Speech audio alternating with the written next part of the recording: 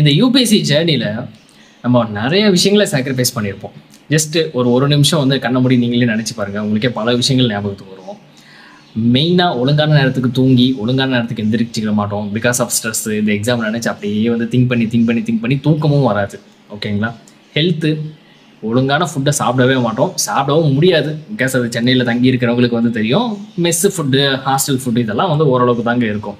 So அப்படிங்கும்போது food ஆப்வியஸாக வந்து பார்த்திங்கன்னா வந்து அஃபெக்ட் பண்ணும். நம்ம எதுக்காக தங்கியிருக்கோம் அப்படின்னா ஆப்வியஸாக வந்து எக்ஸாமுக்காக. ஸோ எக்ஸாமுக்காக தங்குறதுனால தான் வந்து இந்த மாதிரி ஃபுட்டெல்லாம் வந்து சாப்பிட வேண்டியதாக இருக்கா. ஸோ அதுவுமே வந்து பார்த்திங்கன்னா இதுக்குள்ளே தான் வரும்.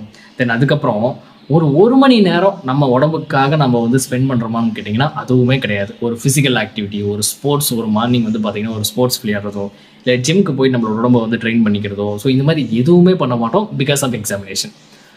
ஃபேமிலி கூட ஒரு மணி நேரம் ஸ்பெண்ட் பண்ணுறோமான்னு கேட்டிங்கன்னா கிடையவே கிடையாது. மேக்ஸிமம் வந்து நோ தான். ஓகேங்களா?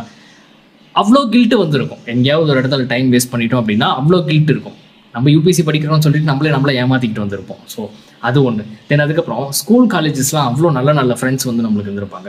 ஸோ அவங்க கூட ஒரு வாரத்தில் ஒரு நாளாவது நல்லா பேசுகிறோமான்னு கேட்டிங்கன்னா அதுவுமே வந்து கொஸ்டின் மார்க்.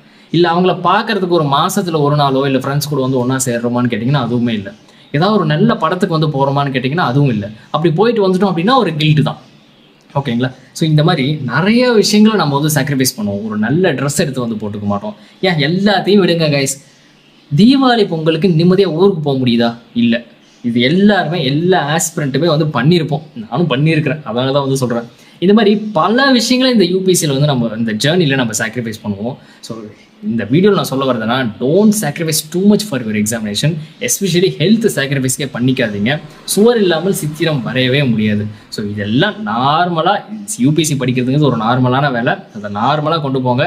ரொம்ப பெருசாக பார்த்து நம்மளே இதை காம்ப்ளிகேட் பண்ணிக்க வேணாம். ஸோ மற்ற எல்லா விஷயங்களையும் வந்து it's a part of journey guys. It's a part of journey. So இதெல்லாம் விட்டுட்டு தான் நம்ம படிக்கணும் அப்படிங்கிறதுலாம் கிடையாது. ஸோ இதெல்லாம் பண்ணிக்கிட்டு யூபிஎஸ்சி கிளியர் பண்ணோம்னா எக்ஸாமுக்கு படித்தோம்னா போதும். ஸோ இதெல்லாம் விட்டுட்டு இப்படியெல்லாம் கில்ட்டாக ஃபீல் பண்ணிக்கிட்டு இருந்தோம் அப்படின்னா ஸ்ட்ரெஸ் தான் இன்க்ரீஸ் ஆகுமே தவிர எக்ஸாம் கிளாரிட்டி எல்லாம் வந்து வராது. ஸோ அதனால் உங்களுக்கு சொல்ல வரது புரியும்னு நினைக்கிறேன். ஸோ நம்ம ஒழுங்காக பார்த்துக்கணும். நம்மளுக்கு தேவையான விஷயங்களை ஒழுங்காக பண்ணிக்கணும். ரொம்ப அதிகமான விஷயத்தை சாக்ரிஃபைஸ் பண்ணாதீங்க இந்த எக்ஸாமுக்கு.